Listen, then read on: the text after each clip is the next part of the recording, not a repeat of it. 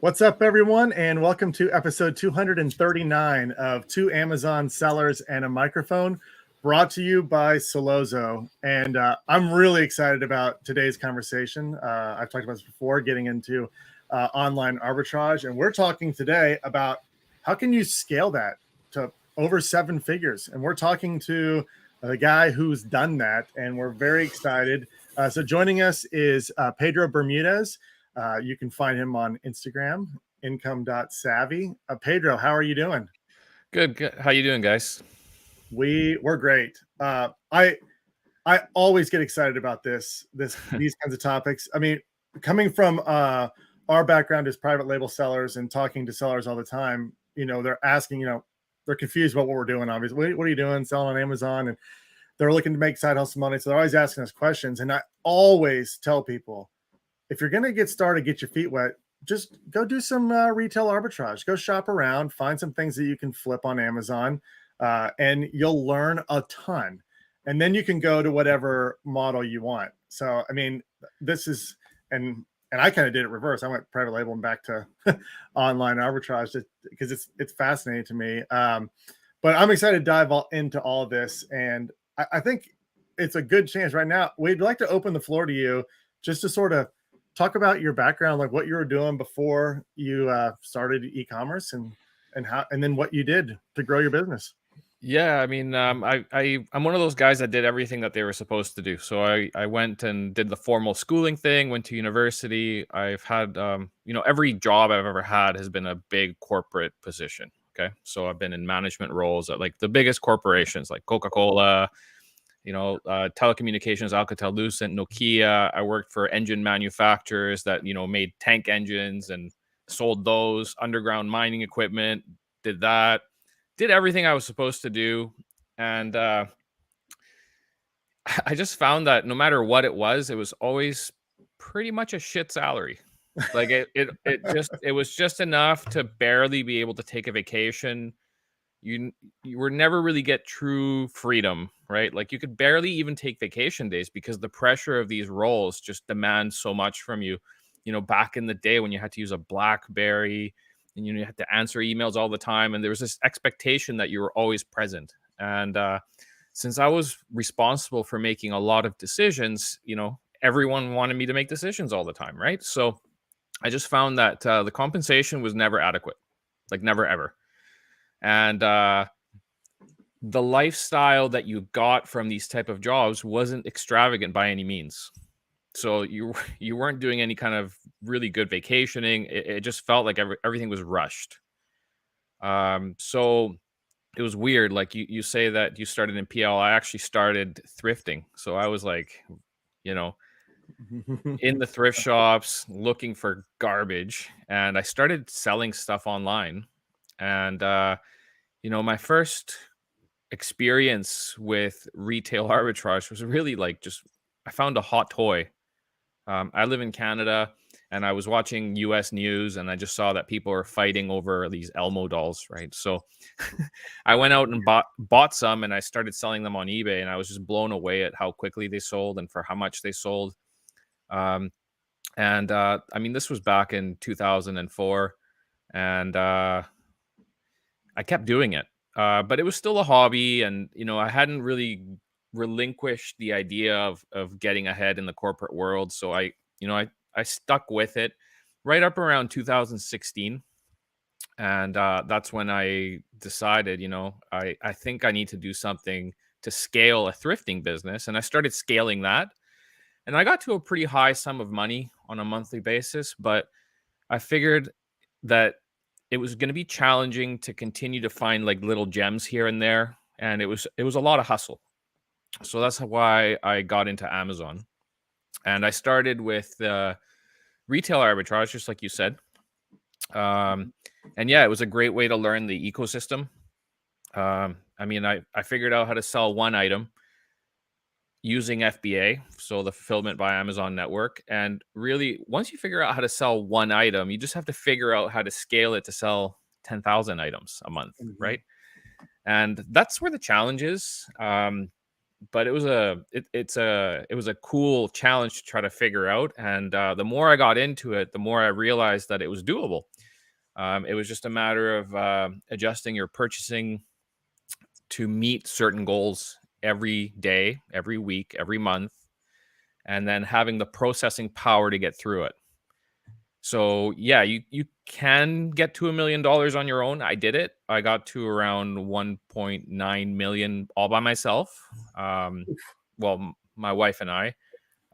She did all the shopping based on just the guidelines that we created together, and then I did all the prep. And like I was pushing out, a skid a day, 2 skids a day, 3 skids a day on my own out of my house. The neighbors were very concerned at one point. Now we have storage facilities, we have a warehouse, we have third party fulfillment services prepping for us all the time. We're getting out, as many as 10,000 items a month through these services. And it's really, my job has really just become about finding more and more products. I was able to scale this business to almost 2 million really quickly, and I did it while working a full-time job. So it is absolutely possible to do. It's just a matter of really liking it. I really enjoyed the process. Like I really like looking at charts. I really like finding the opportunities. That decision making has really become for me like a key part of this, right? So I've just set some parameters of what I think is the safe way to go with a certain types of products, and manage my risk, and then go from there. Are you still doing all retail arbitrage, or is it a combination of other models? No, I barely do any retail anymore. I'll do it for fun. Like I'll get out in Q4 and we'll go out and we'll fill a van full of stuff if it's hot. But it's mostly stuff that's coming up on our scans, or stuff that we know is going to move. We don't necessarily go out to retail anymore. We are pretty much only doing online arbitrage. We'll do the occasional wholesale deal as well, if it makes sense. But I'm not in this business to do wholesale to make 30 cents a unit, and that's kind of what it's becoming. That's kind of what it's becoming. I'm just dealing truth here, guys. Yeah. These companies that will sell to anybody, if they sell to everybody, anyone can go on Amazon and sell it, and all of a sudden you've got a listing with 150 sellers rotating a buy box, and people panic, price drops, doesn't work, right? So they keep dropping the price to get their money out because they realized, oh, this business model is not going to work. There's no money to be made here. So the only way to really make it work is to have a barrier of entry, right? Yeah. And you're not going to get that from a wholesale company that sells to anyone with an email address. That's right. Yeah, you need some sort of exclusive in order to really make that work, or some deal. A barrier of entry. That's the way I see it. If anyone can buy it, then anyone can sell it, and if anyone can sell it, that price is going to go way down. So, yeah. It's fun how all you say you love it. You love looking at the graphs. You love it's a game that you get. I mean, it keeps you engaged. There's a never ending list of opportunities. I mean, that's what's amazing to me is it's just like when I started getting into it, I'm like, I cannot believe how many products I can find where there's margin available, or and it just depends what you want your margin to be, right? Like you can find, I found 37 products the other day in an hour that I could flip for pretty good margins, over 20% return. And if I had just gone out and bought that whole list, would have made $5,000. Like if in a matter of, I would say about 13 weeks all in, by the time I order it, receive it, prep it, ship it, and get paid and collect. So it's very rewarding. Like the more you put in, the more you get out. Unlike, corporate life, where you can put in everything, drop dead the next day, and they got someone waiting in line to take your job. So it is rewarding. Yeah. What Go ahead, Chris. just like in terms of scalability, I've tried OA, and usually you hire a couple of VAs, they go find some items, they send you a list or whatever, and you got to buy them. But it seems like you're just chasing the dollar every time. What's a good way to like scale? If somebody wanted to try online arbitrage and they have some extra cash, maybe a couple $100 or a month or a week to buy these lists that I keep hearing about. What's the quick way to do this? Well, I don't buy lists because those lists, it's just like that wholesale comment that I make or that I made earlier. If you're buying a list, that list is being sold to who knows how many other people. I also don't hire VAs. So I have VAs only to do my admin. I don't give VAs access to any of my finds because they're disloyal and they'll get other clients, they'll sell the lists themselves. And then all of a sudden you've got 50 people competing with you on something where there is no competition. So I've been through that. I know what's up, and I don't outsource any of that. I consider that to be my core competency. I was gonna say, do you like doing that? You like looking at Yeah, the like I product and like trying to doing find it. Yeah. So I think that's what I said. Like, it's something that you have to like if you want to get to the millions. I think anyone with a pulse can get to 10,000 a month. Like, I don't think that's a challenge. And there's a lot of people that do that, and then they'll teach other people how to do that. But if you want to get to higher levels, like, you got to like it. I mean, I couldn't spend all my time sourcing anymore because I wanted to do other things. So I trained my wife on how to do it. Now that's a partnership that I can count on, right? And she enjoys it just as much as I do because, obviously she likes the rewards that come from it. So my wife is or was working as a lawyer, and now she just does Amazon full time. Well, that's, I think, the beauty of this business. I'm married. I have 2 boys. They're teenagers. Since I started doing more online arbitrage, they help me with my private label business.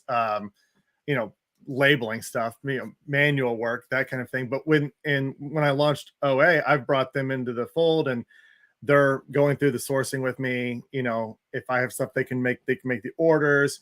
But it's really fun to have them kind of grow up in an entrepreneurial spirit or world. I think it's really good for them to see that, hey, there's lots of ways that you can make money, and working at a day job. Yeah, it's funny you mentioned that. Like, my daughter has told my wife and I that she wants to study business. Like, she wants to go to university just for the experience, but she says that she can't work for anybody after seeing what we've done. Yeah. So she's like, why would I? Like, it just doesn't make any sense to her. The level of the income that you can generate on your own using something like this by bringing value to hundreds of thousands of people, and you can do that through these platforms. Like, you can only trade so much of your time for money, but like, I can find 100 products today that I could sell for the rest of the year and make $10 a unit on 20 times a month for the rest of the year. So it's really like an endless potential. And I think your biggest limiting factor in this whole thing is having the funds to buy all of the opportunities that you may find in a day. And how do you recommend? So, I know, and we'll talk about this more. You do coaching. I'll let you talk about your future plans that you have to roll out. But if you're guiding somebody who's coming to you, they're working, they have limited extra cash on hand, but they want to start.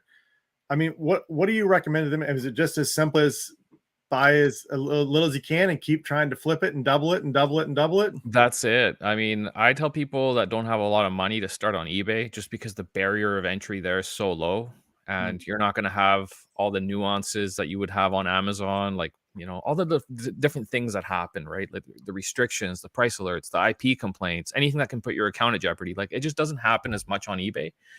So, I mean, you can go and do retail arbitrage. Go to your Walgreens or your Ross store and just start scanning, like, even the toy section. Like, you'll find profits there. Like, the eBay app also has a scanner that you can use to go and try it. So you just start scanning random items, and if there's a profit, you can buy them, learn the process, And like I said, once you do it once, you just have to figure out how to do it in mass, right? What's your points you're looking for? Like, what margin do you need to be at? What ROI do you need to be at? Or if it just makes profit, you just buy it. Well, I'm not going to spend $100 to make 7. Right. Like that doesn't make any sense to me. So I'll spend $100 to make 30. Mhm. And a lot of people will say that's too low, but to me, that's fair. That's fine because I can find lots of stuff like that. So I'll spend 10 to make 5. I'll spend 10 to make 7. I'll spend 5 to make 15 and to net hopefully 5 from that, right? So, I'll try to sell for 3 times my cost. That's I aim for that. It doesn't always happen. I'll take 2.5. In a lot of cases, I'll just take 30% return on investment, right? So spend $1, make 30 cents. I'm good with that. I want to talk about your transition because this is coming up for me at some point soon. Your transition from you doing all the prep work at your house, you're sending it out, and then transitioning to using a 3PL prep center, something to help scale that. What was that process like for you? Why'd you make that decision? And then how much did that cut into your margins? So it was kind of funny.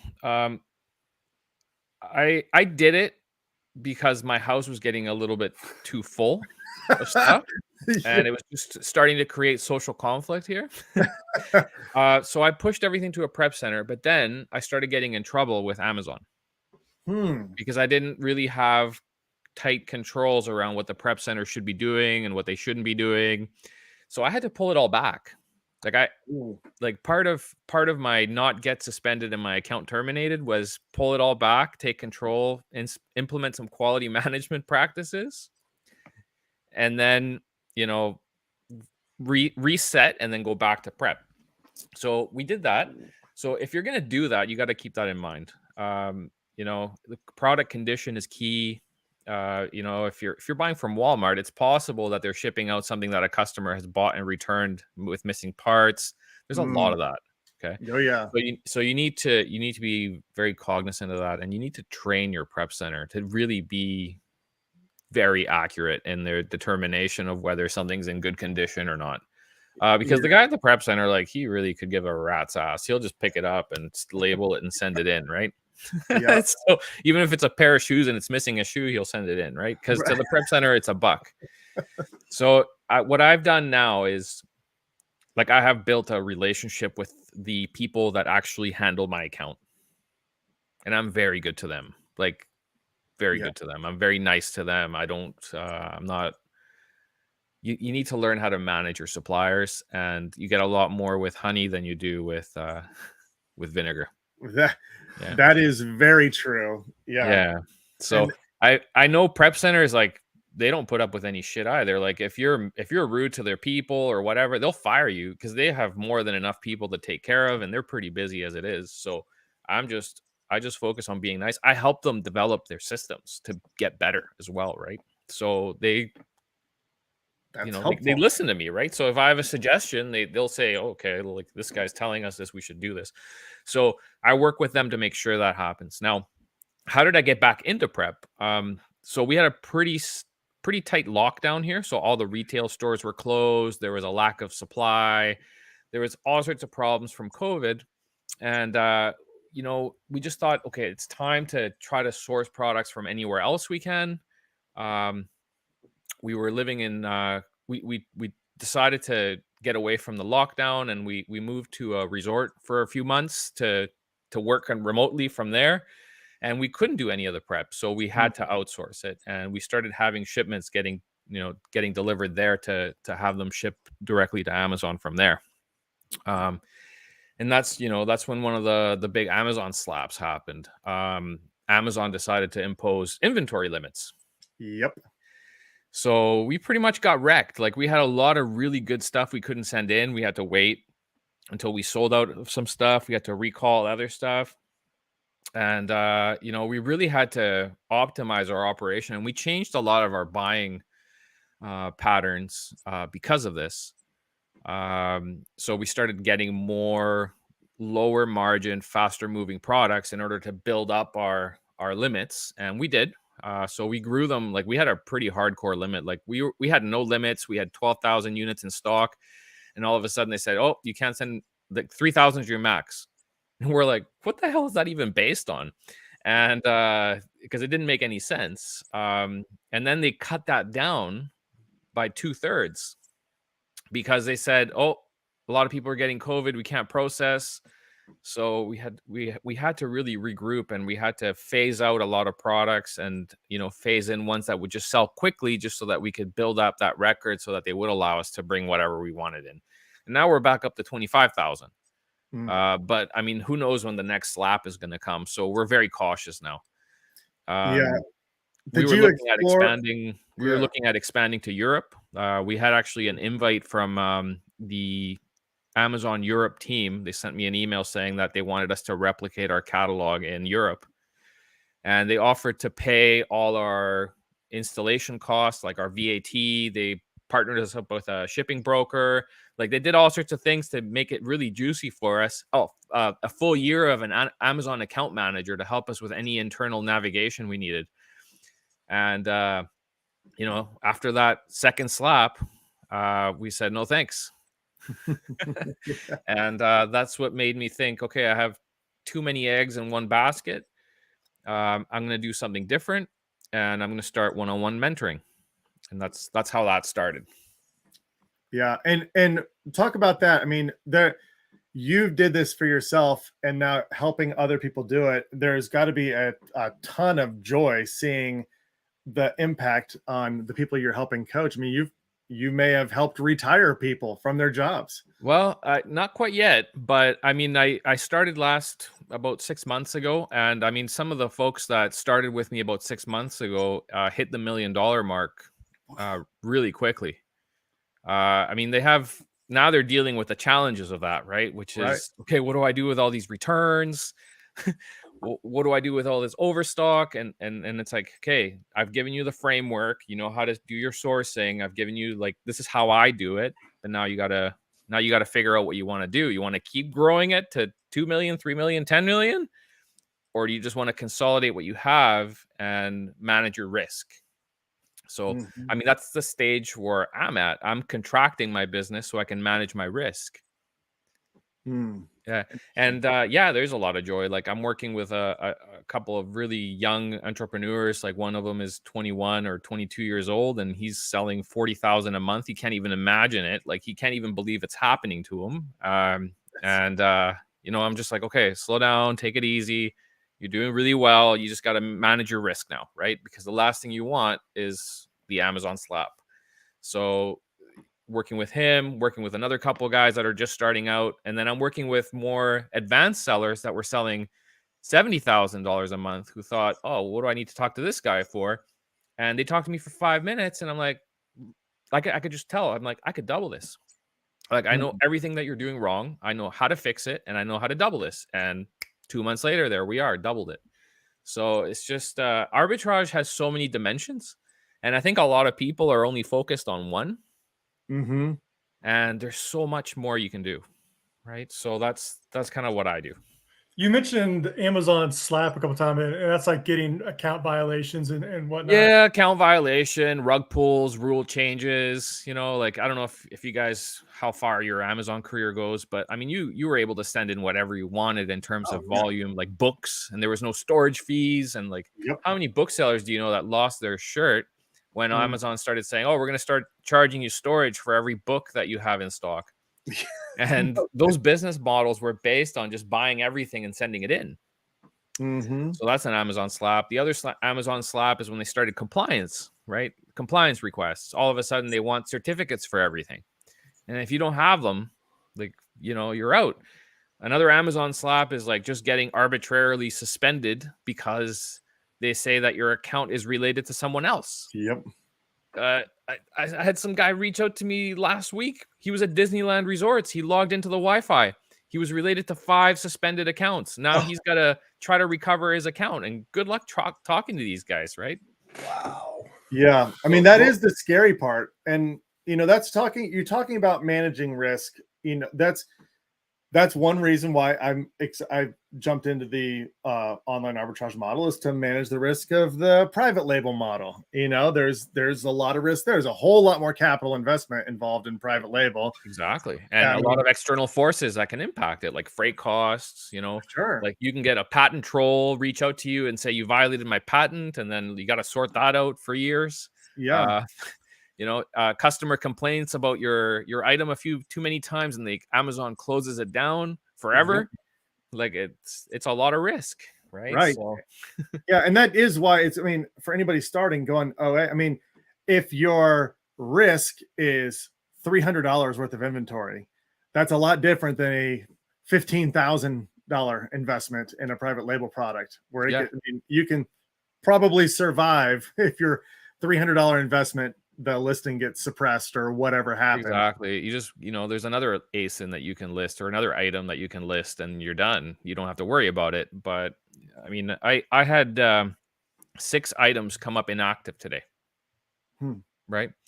And they're not in huge multiples. Like I think one of them I had 25 on, the other one I had 15, and then the other ones I had like 6 of each. And I'm like, okay, well, if I can fix it, I can fix it. If not, it's going on eBay.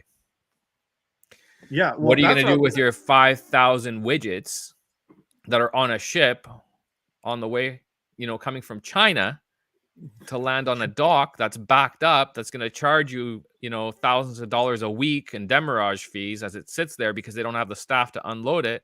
And Amazon's already telling you that you can't even sell it anymore. Like that's stress. Yeah, that's when you don't sleep for a week. Exactly.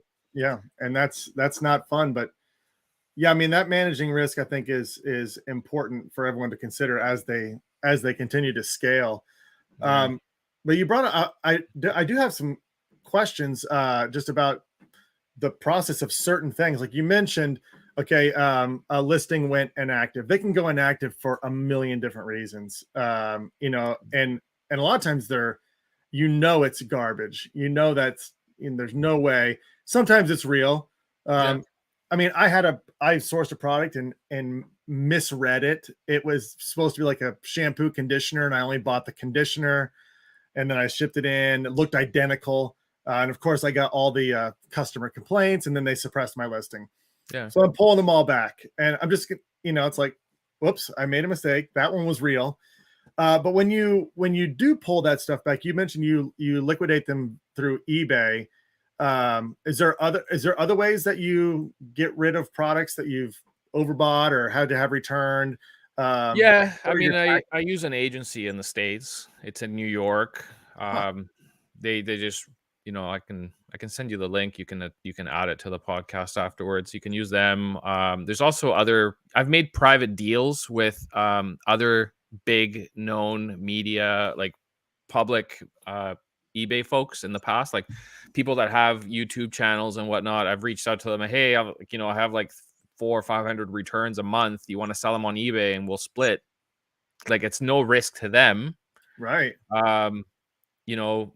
They're less likely to rip me off because they're social media people and they have, followers, and they don't want to have to deal with the heat from, someone saying that they stole from them. So I've done that before as well.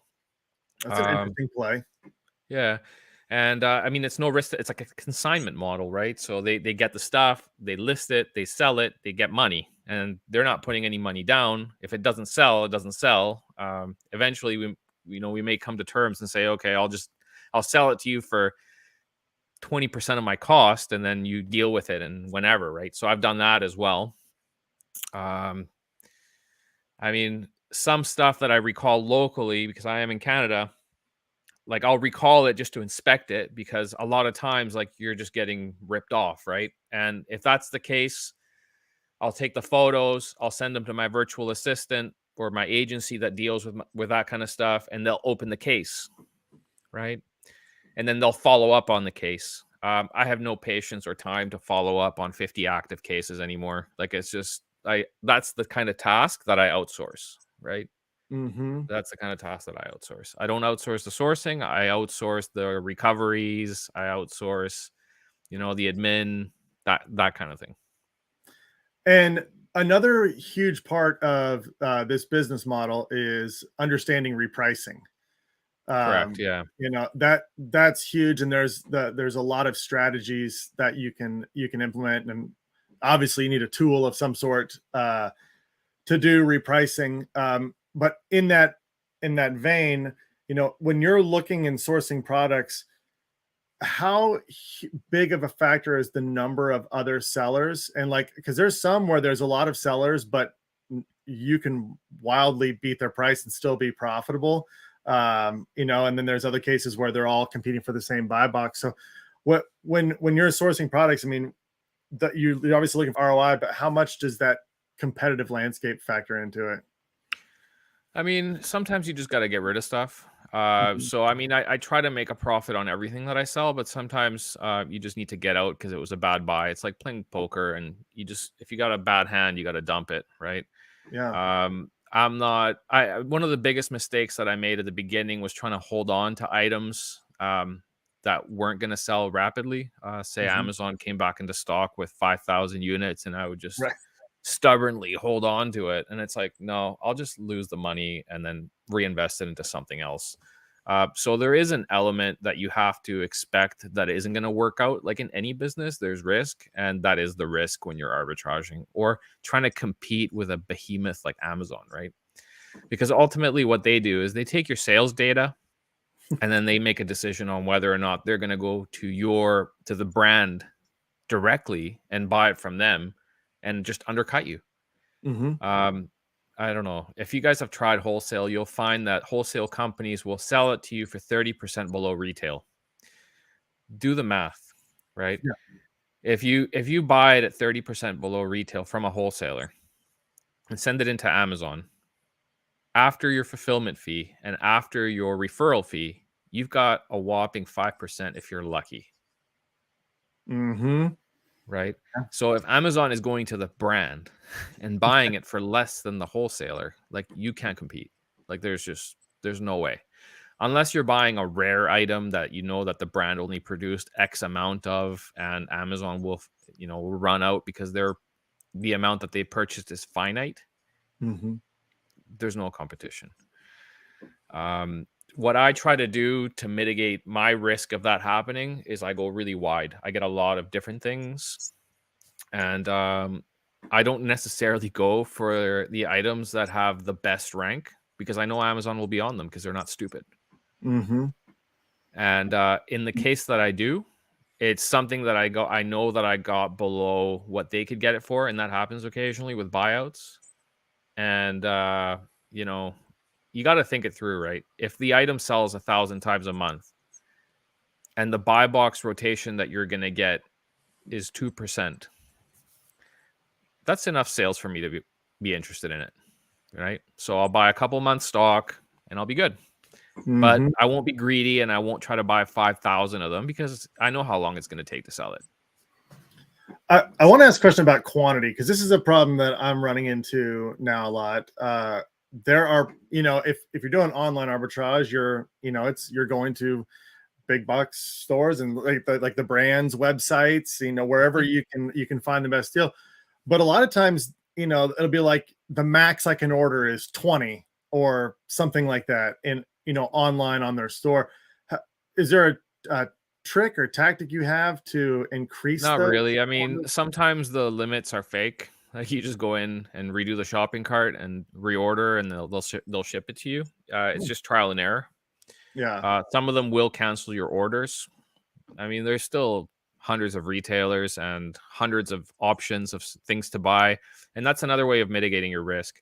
Now, if you find something that's really good that you've figured you keep selling, you keep buying, you keep selling, I mean, take the extra step and try to find it wholesale, because then it might be worth it. Right? Like I've done that before. I'll find a product that I keep OAing over and over and over again, and then I'll find the wholesale source, and then I'll do something crazy. Like I'll say, okay, I'm interested in this. How many do you have? And they'll say 500. And I'll do the math and I'll say, okay, that's 4 months stock. Okay, I'll take it. I'll make a deal for it and I'll take it. I'll buy it. And they'll look at you more seriously when you're buying things out. Yeah, for sure. Some of them won't tell you, but that's where the relationship comes in. That's interesting. That's a nice play as well. Yeah. Huh. So, I mean, it's something that you have to study it, right? Like you can't be a new Amazon seller and say, oh, I'm going to buy 500 of this because that's all your money and you're done.